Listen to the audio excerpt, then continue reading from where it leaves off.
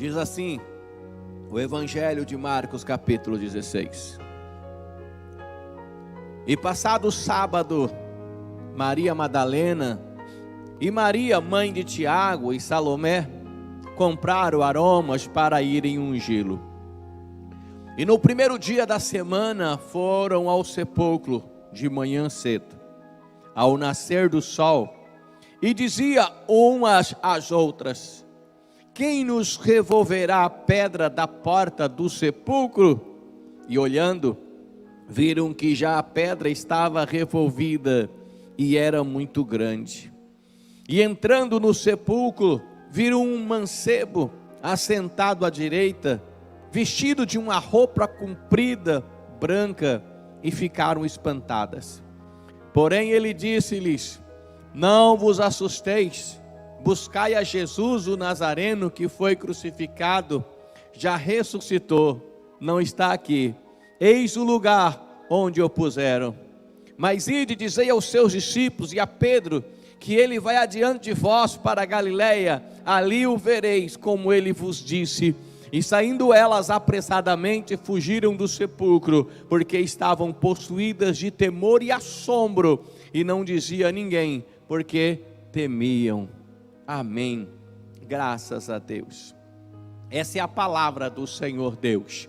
Eu quero chamar a sua atenção, o nosso tempo é curto, então eu quero que você assim vem comigo no pensamento, na imaginação, para conseguir entender um pouco das coisas acontecidas lá atrás, até nós chegarmos nos dias de hoje. Hoje nós celebramos e comemoramos a Páscoa. Nós não precisamos aqui ficar comentando ou tentando ensinar você coisas que você já sabe, sendo o tempo tão curto. Coisas que você já sabe, como que a Páscoa não tem nada a ver com chocolate, muito menos ovos de Páscoa, ou coelho, ou qualquer outra coisa que foi colocada da cultura grega, pagã, no meio do povo, em quase todo o mundo.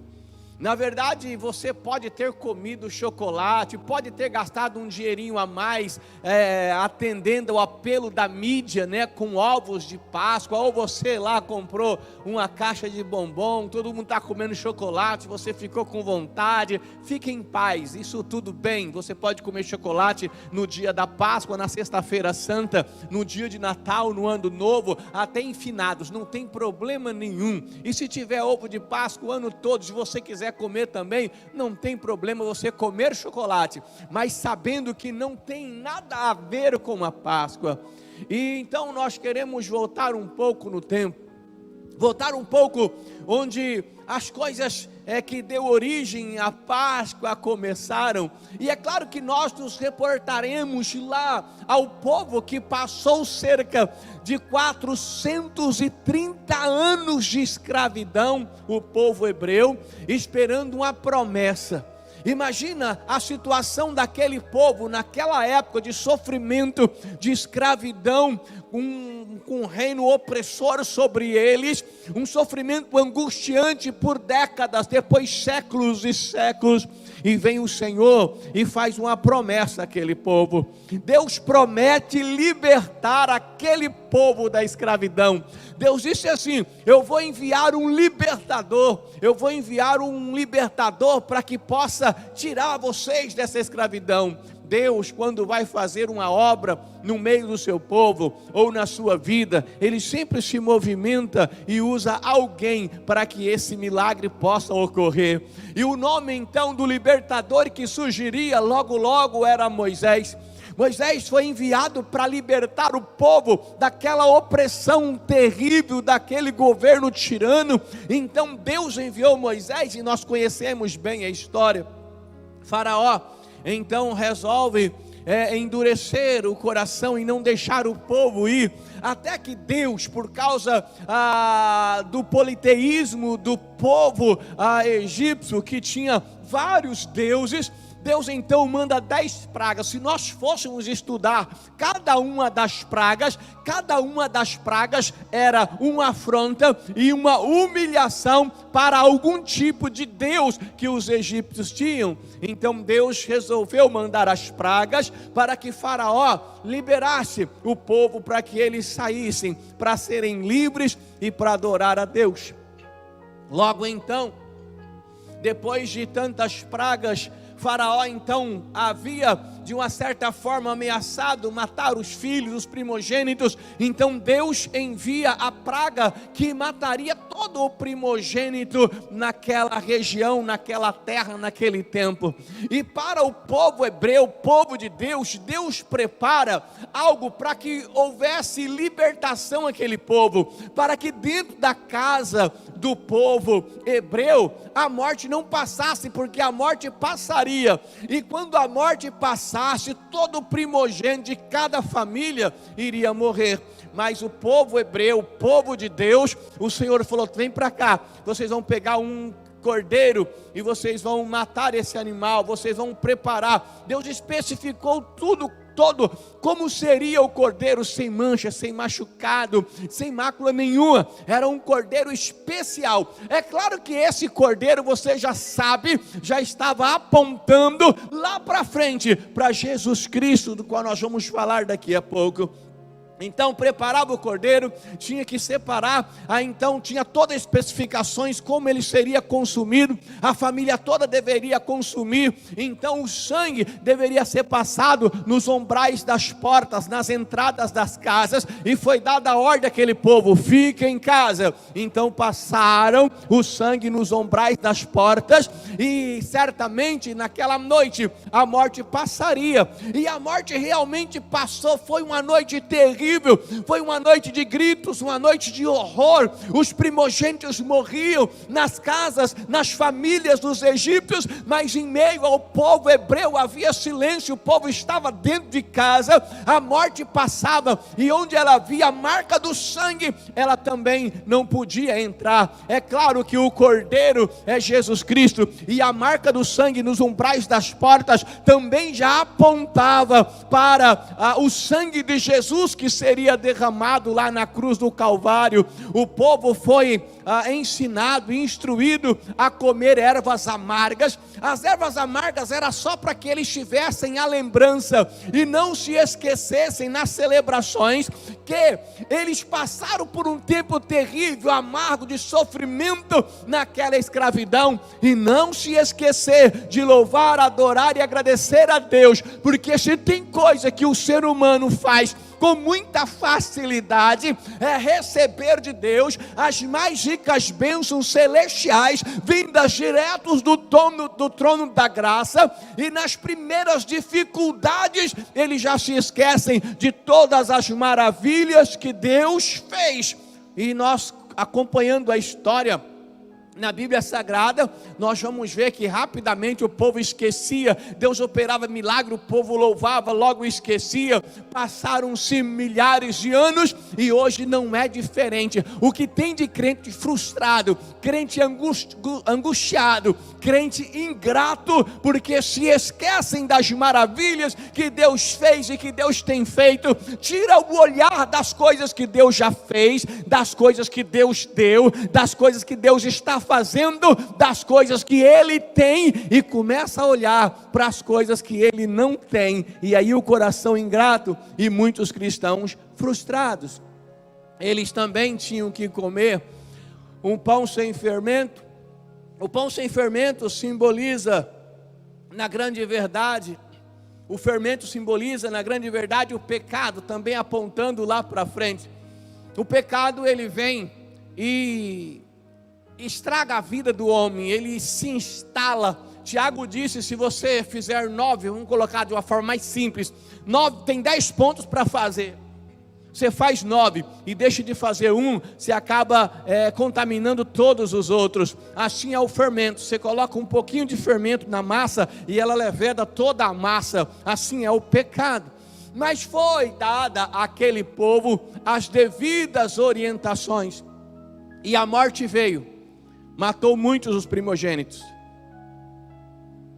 Mas na casa do povo de Deus, a morte passou por cima e ela não entrou. Logo, se nós formos estudar a origem da palavra Páscoa, nós vamos encontrar então passar por cima, ou seja, passagem. A morte dos primogênitos egípcios trouxe coisas terríveis para toda aquela nação, mas também trouxe algo importante. O faraó então percebeu que não tinha como lutar contra aquele Deus dos hebreus, então ele libera o povo para ir, ele deixa o povo ir segundo a ordem de Deus, deixa o meu povo ir. Então logo quando falamos de Páscoa, nós falamos de libertação da morte, nós falamos de libertação da escravidão, nós falamos de propósito de nova vida. Isso é Páscoa. O tempo passou, as promessas elas foram lançadas sobre o povo. Agora o povo liberto da escravidão do Egito, agora o povo livre, mas com uma luta ferrenha, batalha a cada dia. Isso é a vida. A nossa luta, a nossa batalha só vai parar quando nós chegarmos na glória. Lá o Senhor vai enxugar as nossas lágrimas, lá não haverá pranto, lá não haverá choro, porque o Senhor estará conosco o tempo todo. Mas aqui as lutas sempre serão constantes. O povo continuou passando por dificuldades e lutas, mas agora era um povo livre da escravidão. E a este povo livre da escravidão, Deus faz uma nova promessa. Deus diz assim: eu vou enviar um libertador. Mas não veio Moisés, não, agora era outro libertador. E esse libertador ia libertar o povo da escravidão, mas já não estava livre não, mas agora não era apenas da escravidão física, mas da escravidão espiritual, da escravidão do reino das trevas. E esse libertador era Jesus Cristo. Jesus Cristo veio, se nós olharmos assim para a vida de Moisés e para a vida de Jesus, a ação em Moisés e em Jesus há uma similaridade muito grande entre os dois, porque é muito interessante o projeto, o trabalho, mas de uma visão diferente. Jesus veio para libertar o homem do seu pecado, da sua doença. Ele disse: eu vim para curar os enfermos, doentes, para dar liberdade aos cativos, para curar os enfermos. Ele veio para fazer uma obra que Deus havia determinado, e a promessa ela foi por muitos anos. A olhar o Velho Testamento, principalmente o livro de Isaías,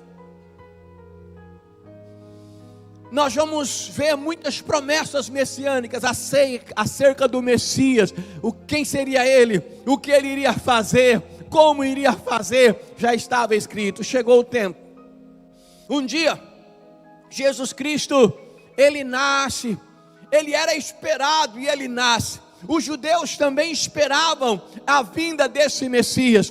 Na verdade, os judeus ainda esperam a vinda do Messias, porque os judeus esperavam, o povo judeu até hoje esperavam um Cristo, esperam um Cristo que vem em reino e glória, poderoso. Mas vem um Cristo nascido numa manjedoura, humilde, simples, de uma família simples, uma mulher, uma dona de casa, um carpinteiro, Maria, José, uma cidade simples, sem tanta importância até então, chamada Nazaré, a ponto de alguém indagar: será que porventura vai sair alguma coisa boa lá de Nazaré?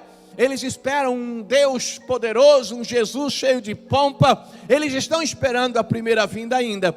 Mas para nós, Jesus Cristo veio.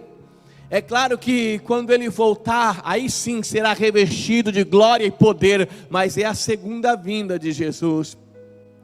Logo então, as promessas se cumpriram. A Bíblia nos traz que em João 1:1 que o verbo se fez carne, o verbo era Deus, o verbo estava com Deus. Jesus Cristo vem, nasce e ele começa a desenvolver o seu ministério, começa a fazer o seu trabalho, a obra para a qual ele foi chamado. E Jesus Cristo, ele foi homem como nós, ele não era Deus, ele era homem.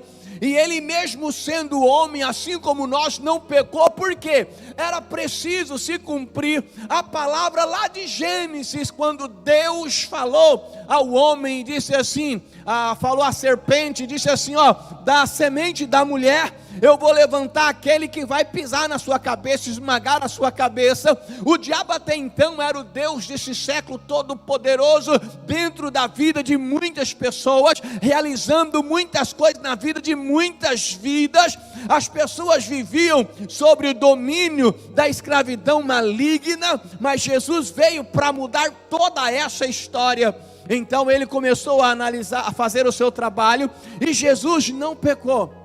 Ele cresceu em graça, ele cresceu em sabedoria e sem pecado, porque certamente ele era o cordeiro que deveria ser oferecido sem mancha. Quando João viu Jesus, ele disse, lá, eis o cordeiro de Deus que tira o pecado do mundo. E Jesus certamente viveu uma vida na presença de Deus, de comunhão, de consagração, de oração. Os milagres acompanhavam Jesus por onde ele andava. As pessoas começaram a segui-lo, alguns por interesse, achando que ele ia dominar, ia ser rei, e queria alguma coisa em troca. Até alguns discípulos no início, achando que ele seria rei, talvez no lugar de alguém importante daquela época, e eles teriam uma parte naquele negócio.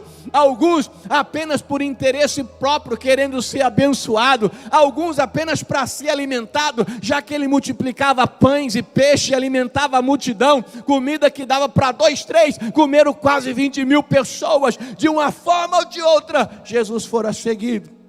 Os milagres eram comuns, assim como é comum para Deus. Milagre é algo sobrenatural para nós, nas nossas vidas, mas era comum para Deus, e ainda é comum para Deus. Se você precisa de um milagre, você certamente está precisando de algo que não está ao seu alcance, que você não pode fazer, e se acontecer, você nem tem como explicar. Isso é um milagre, mas para Deus é natural, é comum, Ele realiza o milagre. Mas nós, para completar a nossa história, nós comemoramos esta semana a sexta-feira da paixão. Foi o momento em que Jesus Cristo foi entregue lá no Getsemane, que basicamente é prensa de óleo.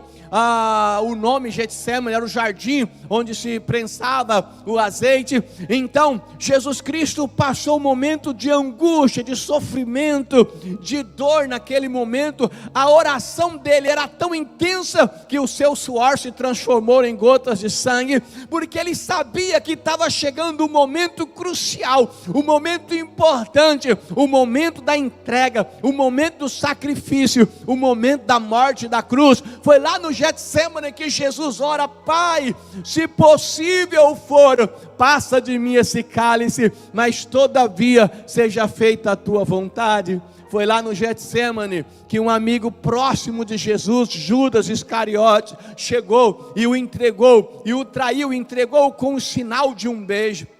Foi ali que Jesus Cristo foi preso, pego pelos soldados. Foi ali que o impetuoso Pedro disse: ninguém vai tocar em Jesus. Pegou a sua espada e arrancou a orelha do soldado Malco. Foi ali que Jesus realiza uma cirurgia estética, pega a orelha de Malco, coloca no lugar, e ele disse: não é assim, não é por força, não é por violência, mas é pelo meu espírito. Calma, Pedro, fica tranquilo. Tudo isso que aconteça, tudo isso era necessário acontecer para que hoje eu e você estivéssemos aqui.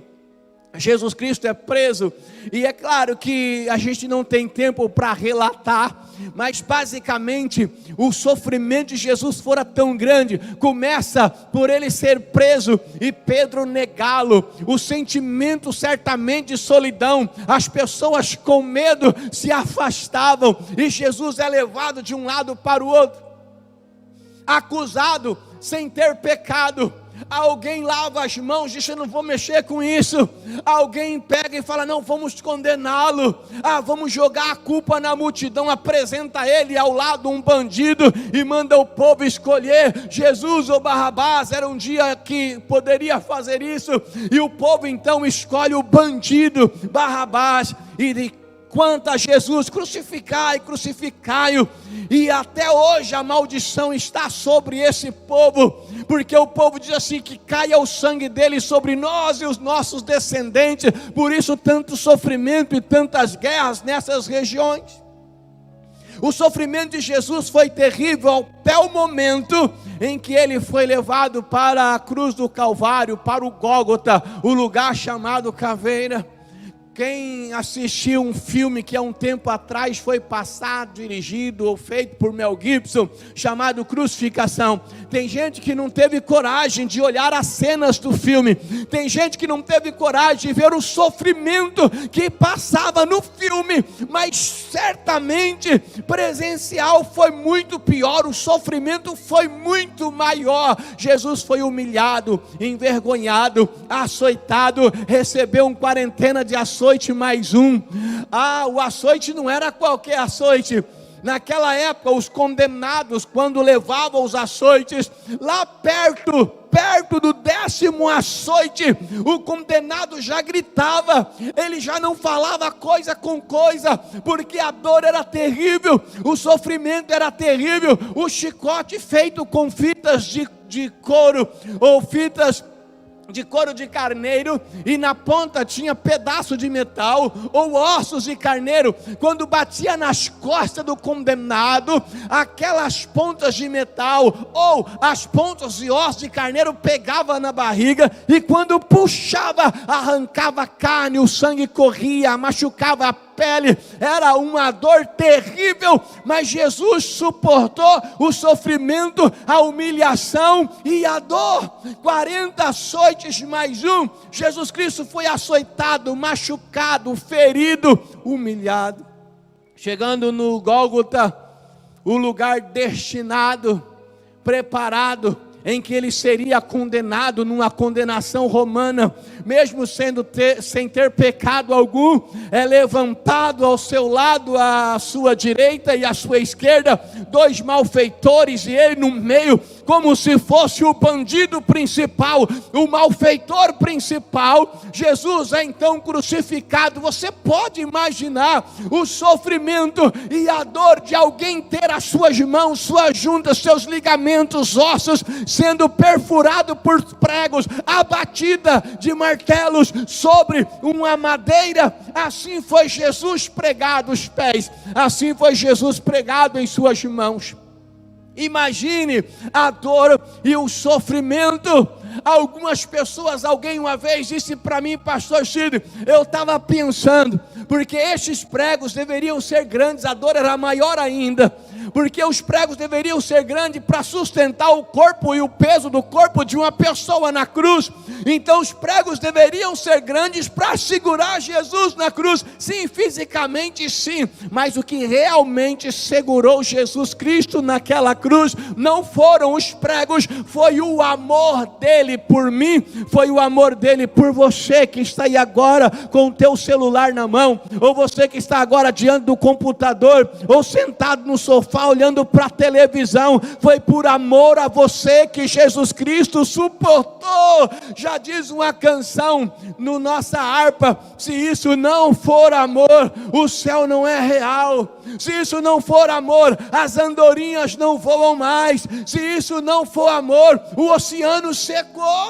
Nada disso tem valor se isso não for amor. A maior história de amor do mundo, a maior declaração de amor do mundo foi feito por Jesus, por você, não apenas em palavras, mas em sacrifício, em atitude. Você é amado de Deus.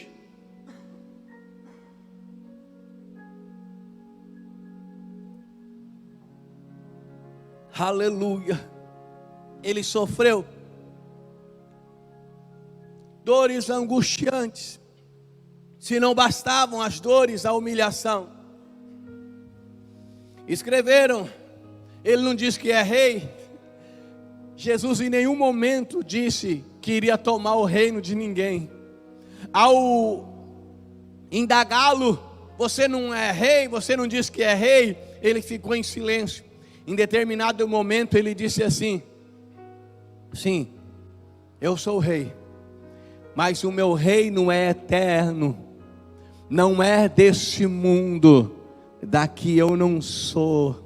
Assim como eu e você, nós somos peregrinos em terra estranha. Breve, muito breve, nós vamos para a nossa pátria, a Jerusalém celestial. Se você crê, dê um glória aí, fala glória a Deus, escreve glória a Deus. Ele foi humilhado. Todo rei precisa de uma coroa. Fizeram uma coroa de espinhos. Você já viu teatro gospel? Já viu algum teatro em que as pessoas colocam a coroa de espinhos? Você olha, tem uns que faz bem feito, uns espinhos grandes, dá até medo de pôr a mão. Só que a parte de dentro não tem espinho, é revestida, é fofa. A de Jesus não. Colocaram a coroa de espinho, com espinho por todos os lados, e apertava na sua cabeça. O espinho entrava na sua testa, na sua fronte, na tua pele, e o sangue caía. Alguém chegou com uma lança e furou o seu lado. Alguém simplesmente se posicionou quando ele teve sede. Colocaram um tipo de um vinagre numa esponja, colocaram numa vara e passaram na sua boca. Imagina você com uma sede, fica aí uns dias sem tomar água. Quando a boca estiver seca e colando, tenta tomar um pouco de vinagre. A humilhação foi a maior possível, mas tudo isso tinha um motivo. Tudo isso era um preço pago por você. O castigo que nos traz a paz estava sobre ele, e pelas suas pisaduras nós fomos sarados. As chagas de Jesus nos traz cura. O sofrimento de Jesus nos traz a paz. A morte de Jesus de ressurreição nos traz a vida, para que hoje você não precisasse mais passar por isso.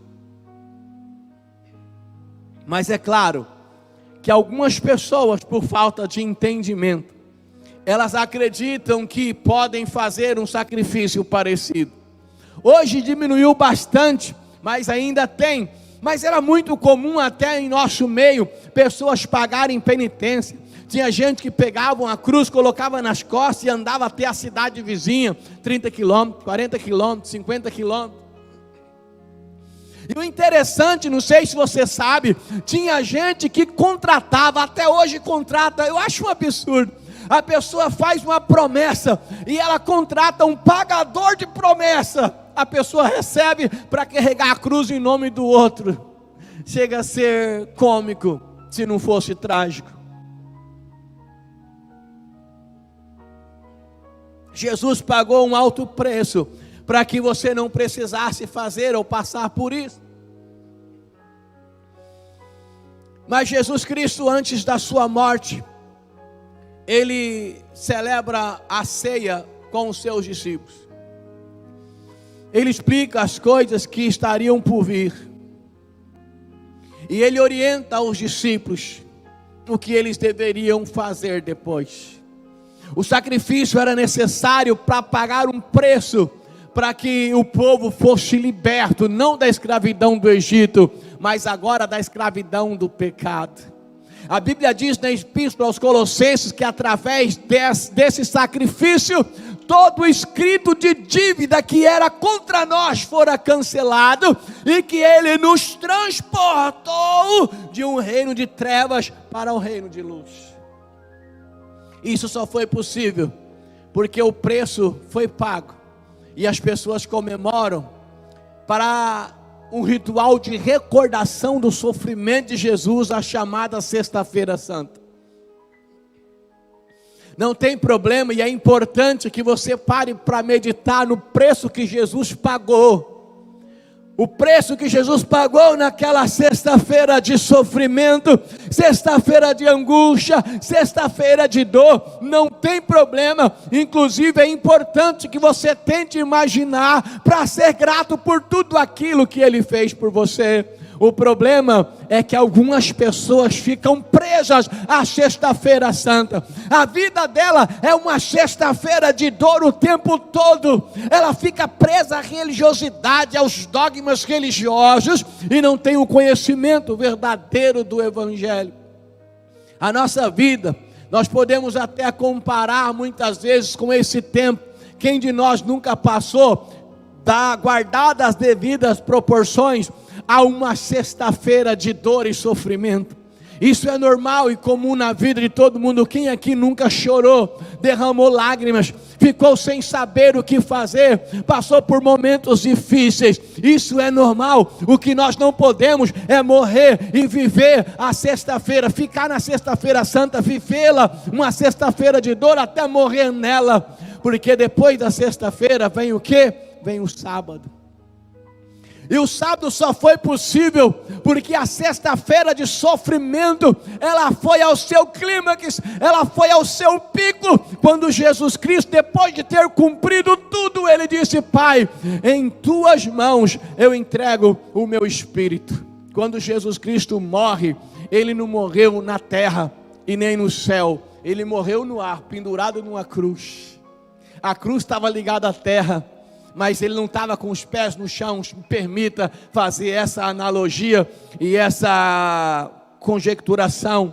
Quando Jesus morre, Ele estava basicamente pegando a terra e ligando aos céus. Ele estava dizendo: Pai, aqui estão os seus filhos, filhos, aqui está o seu Pai, fazendo uma ligação, porque a cruz é que faz com que você atravesse o abismo do pecado, o abismo do sofrimento, o abismo da solidão, para ter uma vida diferente agora com Deus, porque Jesus Cristo morre, é sepultado com a força política, a ajuda de José de Arimateia.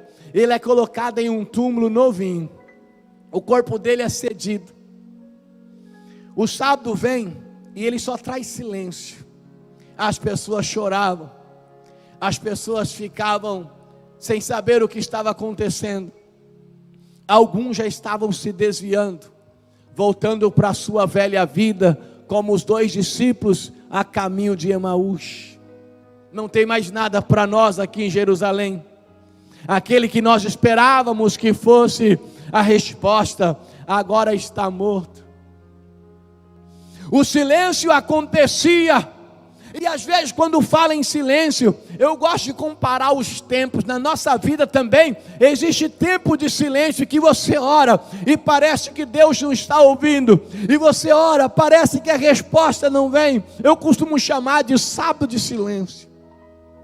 O silêncio pode acontecer na vida de uma pessoa, pode, mas quando o silêncio acontece, existem várias razões, mas uma coisa é certa: o silêncio pode estar em momentos na tua vida. Os céus podem fazer silêncio, diz a Bíblia, Apocalipse, mas os habitantes dos céus, o Senhor Deus, os seus anjos, eles estão sempre trabalhando a favor daqueles que procuram e buscam em Deus. Mas o mais importante da nossa história, da nossa mensagem, ela acontece pós o sábado. Porque se depois da sexta-feira vem o sábado, depois do sábado vem o quê? Vem o domingo. E aí chegamos na leitura que nós acabamos de fazer. Maria Madalena e Maria, mãe de Tiago, elas vão ao túmulo, elas vão ao sepulcro. O que elas vão fazer? Era a cultura deles, prepararam especiarias para ungir o corpo. E elas foram interessantes, tem 4 passagens. Aí tem algumas coisas, algumas pequenas mudanças nas passagens dos 4 evangelhos. Então, se eu disser algo que não está exatamente aqui que eu li, é porque está no outro evangelho. Por exemplo, aqui em Marcos elas vão conversando. Quem que vai abrir a porta do túmulo para nós? Quem que vai tirar aquela pedra? Porque a pedra é grande. E elas chegam perto do túmulo, e elas percebem que aquela grande pedra que era a porta da entrada do túmulo, ela está removida. A pedra foi tirada de lado. Quem tinha tirado a pedra? Ela certamente aperta os passos, e elas chegam perto daquele túmulo, e elas olham, e elas não veem Jesus. O corpo dele não está lá. Aí elas olham do lado, tem um mancebo. No outro evangelho fala 2 varões com vestes resplandecentes. Em alguma versão o varão já fala direto com ela: vocês estão procurando Jesus, ele não está aqui. Mas eu gosto da versão em que fala assim: o que busca, mulher? O que busca, mulher? Ou seja, o que você está procurando aqui? Ela disse: eu vim ungir o corpo de Jesus. E ele fala assim: era anjo de Deus. Por que buscai o vivo entre os mortos? Ele não está aqui, ele já ressuscitou. Sabe, irmãos, é o momento mais glorioso da história da Bíblia no Novo Testamento, a ressurreição de Jesus. Aquelas mulheres ficaram assustadas, atemorizadas. Quem sabe agora começou a cair a ficha. Quem sabe agora começou a lembrar de algumas coisas que ele havia falado, que demonstrava que ele ressuscitaria. E o anjo disse: vai, fala para Pedro, fala para os outros discípulos. E elas saem correndo, a Bíblia diz atemorizada, com medo, assustada. Avisa os discípulos. Pedro e os outros discípulos, não é possível, correram lá para ver se era verdade e contestaram o fato em que o túmulo de Jesus está vazio. Aí a diferença entre o cristianismo para toda e qualquer religião que você encontra por aí. Os mártires, os líderes religiosos, aquele que é o ídolo naquela religião, um dia morreu e o túmulo dele está em algum lugar na terra, e lá está o corpo e os restos mortais. Mas o nosso Cristo está vivo e vive para todo sempre. Talvez seja algo tão simples olhando de fora, mas eu imagino que certamente quando Jesus Cristo ressuscita dentre os mortos pela ordem de Deus, mesmo Deus sabendo que eram os seus projetos, os seus planos, o que iria acontecer, eu gosto de fechar os meus olhos. Eu gostaria que, se você quisesse também fazer esse exercício aí comigo, eu gosto de fechar os meus olhos e imaginar quando a morte é derrotada pela vida, quando Jesus Cristo ressurge dos mortos, do sepulcro, eis que triunfante ressurgiu o Filho de Deus. Eu gosto de fechar os meus olhos e imaginar lá nos céus, no trono de Deus, Deus olhando e Jesus Cristo ressuscitando, e eu fico imaginando um barulho em todos os céus, no trono de Deus diante dele, e eu imagino o barulho das asas dos anjos, arcanjos, serafins e querubins. Eles voam sobre o trono e eles cantam assim: Santo, Santo, Santo, Santo, Santo, Santo, Santo, Santo, Santo, Santo, Santo, Santo, Santo. Jesus Cristo vive, e através dele nós recebemos o poder sobre a morte. Ó morte, onde estão os seus grilhões? Ó morte, onde está a sua vitória? Jesus vem e fala assim: ó, eu sou a ressurreição e a vida. Quem crê em mim, ainda que esteja morto, viverá. Aleluia, Jesus vive, Ele vive, como nós sempre cantamos, porque Ele vive, eu posso crer no amanhã, e como Ele vive, Ele te dá o direito também de ter vida eterna, de viver eternamente com Deus. A sua eternidade será com Deus eternamente. A verdadeira vida acontece após a chamada morte, para quem crê e confia no poder de Deus. Logo para nós, hoje é dia de comemorar a Páscoa. Hoje é dia de comemorar. Por quê? Porque o Cordeiro de Deus, o símbolo da Páscoa, o Cordeiro de Deus, Jesus Cristo, nos dá direito de passar da morte para a vida. Antes de Jesus, eu e você andávamos e vivíamos num charco de lodo, lama e podridão. Ele veio e firmou os nossos passos sobre a rocha. colocou em nossos lábios uma nova canção, um hino de louvor ao nosso Deus. Como eu andava, eu não ando mais. Como eu vivia, eu não vivo mais. Porque é Cristo quem vive em mim. Paulo diz na sua epístola aos Gálatas 2:20: estou crucificado com Cristo, mas vivo não eu, agora é Ele que vive em mim. E a Bíblia diz em Apocalipse, no capítulo 1, Jesus declara: eu estive morto, mas agora estou vivo, e vivo para todo sempre. Jesus vive. Aleluia.